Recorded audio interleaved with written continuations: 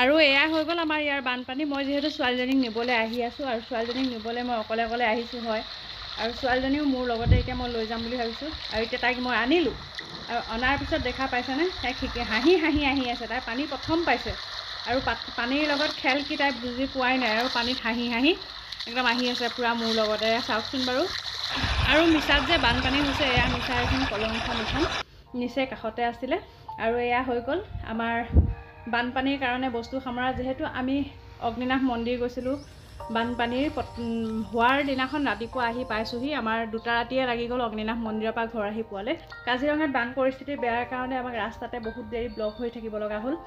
আৰু আহি পাই ৰাতিপুৱা শুবলৈ লৈছোঁ 6টা বজাত, ঠিক তেনেতে ফোন আহিছে যে হাতীমূৰা যিটো মাথাউৰি ভাগিছে, সেই মাথাউৰি ভাগিব, আপোনালোকে মানে অতি সোনকালে ঘৰৰ পৰা ওলাব লাগে। আৰু বস্তু বাহানি যত যি আছিলে সকলোখিনি ওপৰত উঠালোঁ। ওপৰত উঠাই লৈ এনেকৈ সামৰি সুতৰি লৈছোঁ। আৰু যত যি তেনেকুৱা এটা ছোৱালীয়ে ভাবিলে অকণমান মায়ে এনেকৈ কেমেৰা কৰি থওঁ, আৰু বাপেকে ময়ে আৰু ওচৰৰ ল'ৰা কেইবাজনো গৈ পেলাই সহায় কৰি সকলোখিনি বস্তু ওপৰত উঠাই দিলে যত যি আছিলে। কাৰণ এইবোৰ বস্তু যদি এবাৰ তিতি যায়, বানত যদি এবাৰ উটি যায়, ক'তনো ল'ব পাৰিম। আমাৰ নিচিনা মানুহে এবাৰ ল'বলৈকে বহুত টান। গতিকে দেখা পাইছেনে বানত কেনেকুৱা হৈছে।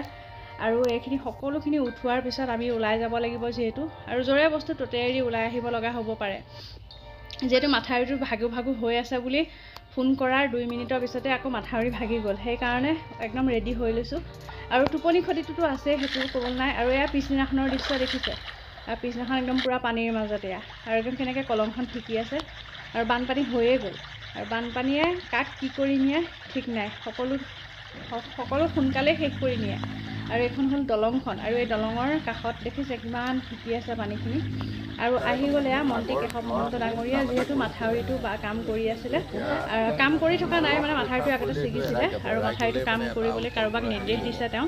এয়া ফোনত তেওঁ কথা পাতি আছে। আৰু এইখিনি হৈ গ'ল মাথাউৰি বান্ধিবলৈ। আমাৰ নিচেই কাষতে থকা যিটো মাথাউৰি সেইটোৱে, ইয়াৰ পৰাই পানী নিগৰি আহিলে আমাৰ আৰু ৰক্ষা নাপাম। আৰু এয়া হৈ গ'ল পানী দিবলৈ অহা গাড়ীখন, ৱাটাৰ ছাপ্লাই যিখন পানী গাড়ী, সেই পানী গাড়ীখনে পানী দিছে। যিহেতু এতিয়া পানীবোৰ বেয়া খালে বেমাৰ আজাৰ হৈ যাব পাৰে। আৰু পানী দি শেষ কৰাৰ পিছতহে আমি ফটো উঠালোঁ, পাহৰিয়ে থাকিলোঁ যে। আৰু এইখন তাৰপিছত আমাৰ কলংখন, এয়া স্কুল দেখা পাইছে, এখন অংগনবাড়ীখন। এইখিনি আগত তুলি থৈছিলোঁ বানপানী হোৱাৰ আগমুহূৰ্তত। আপোনালোকক ভাবিলোঁ বানপানী হোৱাৰ আগৰ পৰিস্থিতি কেনেকুৱা আৰু এতিয়া পৰিস্থিতি কেনেকুৱা সকলোখিনি দেখুৱাই দিওঁ বুলি কেমেৰাত আবদ্ধ কৰি ৰখাৰ কাৰণে আপোনালোকক দেখুৱালোঁ। আৰু এই সেয়া সকলো মানুহ অহা যোৱা কৰি আছে, ইফালে চাইছে সিফালে চাইছে।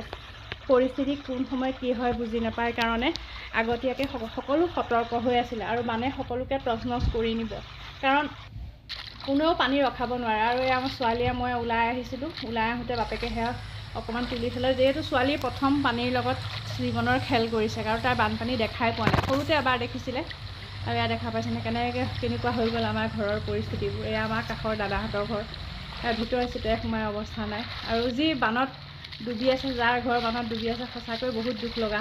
বান হোৱাখিনিয়েহে গম পায়। ৰাতিপুৱা শুই উঠি আহিছোঁ, ঘৰত থাকি পেলাই আমাৰ অৱস্থা দেখিছে কেনেকুৱা বানপানীৰ মাজত। আৰু এতিয়া একদম বানপানী, এয়া এই দ আছে সেইফালে চাবা, বানপানী হৈছিলে, কোনখিনি বানপানীৰ মাজে মাজে ঘৰটো এপাক চাবলৈ আহিছোঁ। ইমানেই যি নহওক বানপানী ক'ত হৈছিলে, ঘৰটো নিজৰ ঘৰটো চাবলৈ যদি নাহোঁ বেয়া লাগে। এই ৰাম কৈছোঁ মেচু যত যি আছে উপায় নাই, আপোনালোকে ভিডিঅ'টো যতে যি ভৰি পৰিছে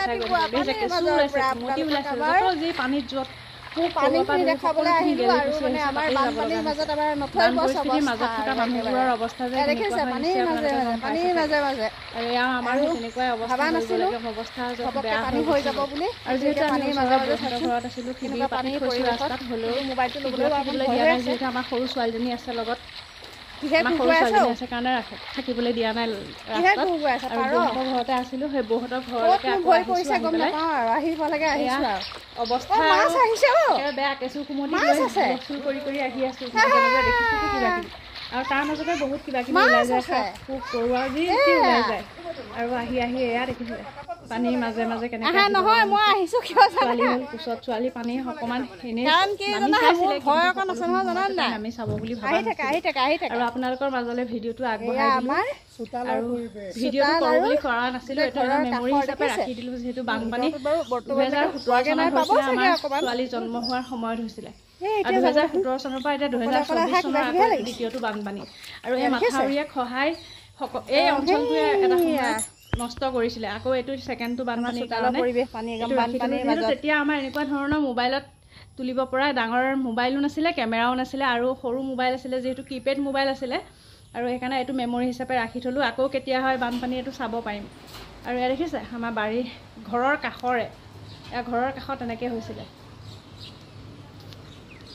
আৰু ঘৰৰ কাষত এয়া নিশ্চয় আপোনালোকে দেখা পাইছে, এয়া মাটিমাহ খেতি কৰা হয়, সৰিয়হ খেতি কৰা হয়। তাত এতিয়া এবুকু এবুকু পানী।